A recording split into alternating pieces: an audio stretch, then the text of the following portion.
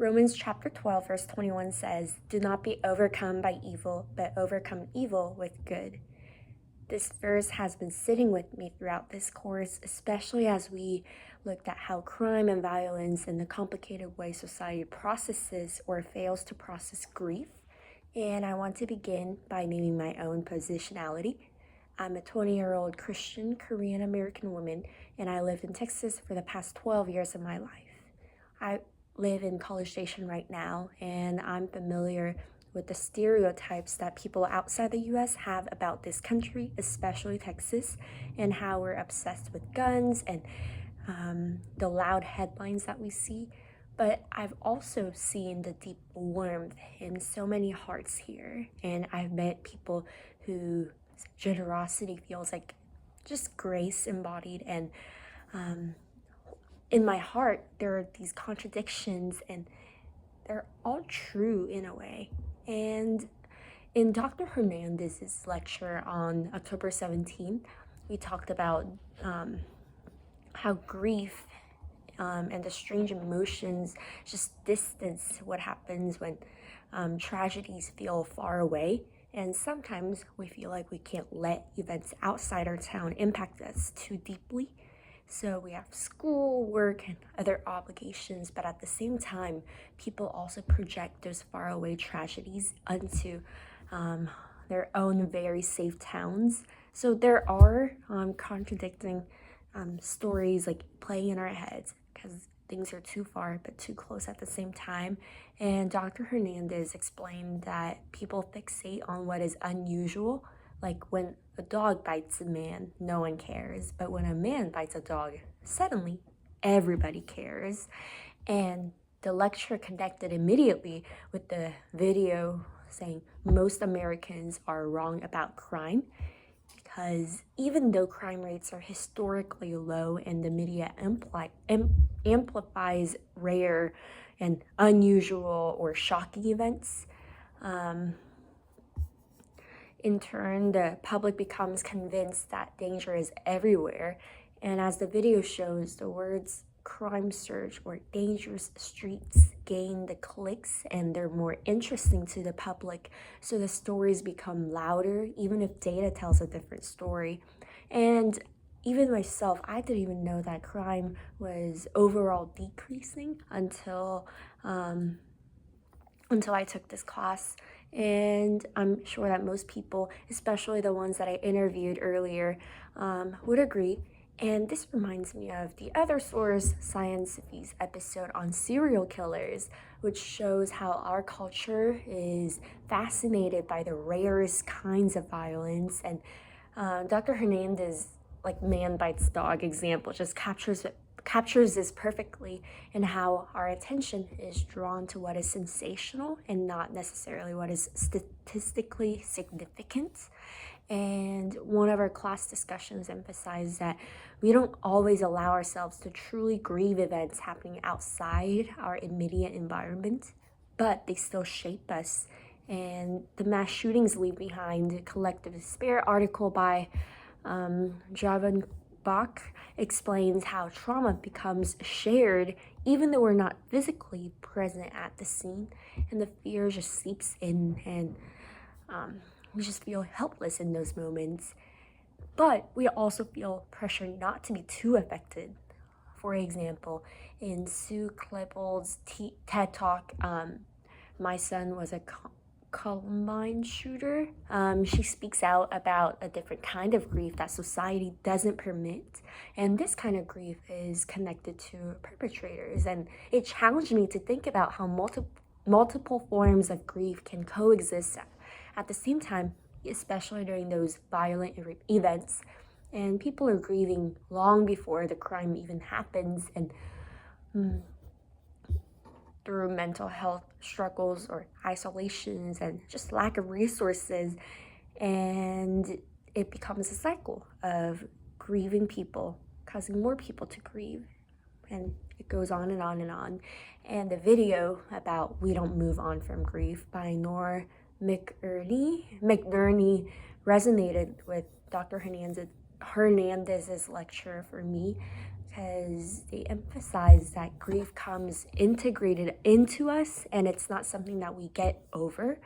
And as a Christian, this just shows how suffering shouldn't be ignored or minimized, but instead transformed through compassion. But also, we can't just move on from grief because what happened happened, and if we pretend like it didn't happen, or if it doesn't impact us, then that's just gonna it's gonna show in one other way, some other way, and we would prefer that we process them in a way that's less harmful and less violent. And living in Texas complicates this even further because Texas has the highest actual death sentence rate in this country.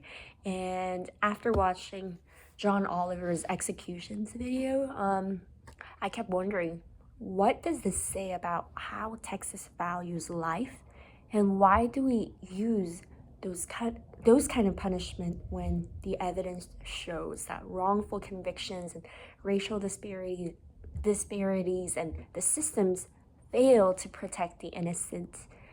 And these aren't just abstract questions because real lives are impacted. And I'm just wondering, because do some lives matter more than others? And who decides that? And how does the media shape the way we see some people as more deserving of empathy and other people's don't? And my friends here in College Station, when I interview them, they process news very differently.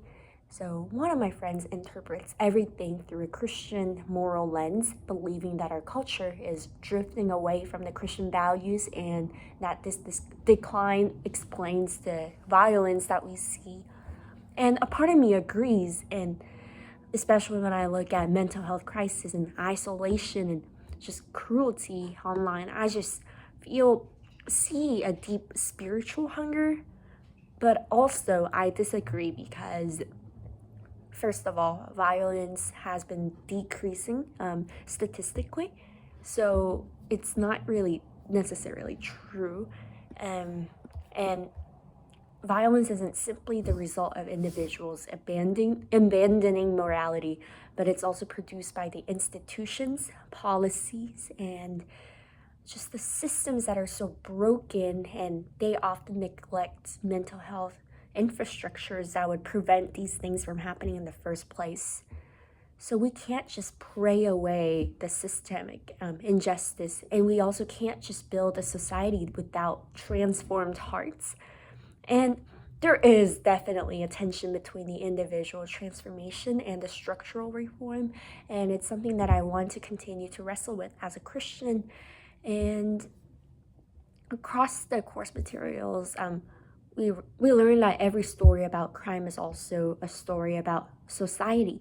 And whether we try to block it out or obsess over it, these stories shape us because we often get fearful in places that are safe. And they also make us numb to the tragedies that do deserve our empathy. And we suddenly have selective empathy over some lives over others. And they just make us forget the humanity of people whose lives are different from ours. And even in College Station, violence does shape how people vote or pray and also parent their children. And it shapes the conversations about guns and schools and justice and the policies. And we're not untouched by what happens outside our town, even if we do pretend to be. So, connecting back to Romans chapter 12:21, how do we overcome evil with good? And to me, it requires more than optimism, and it calls for attention to the roots of harm.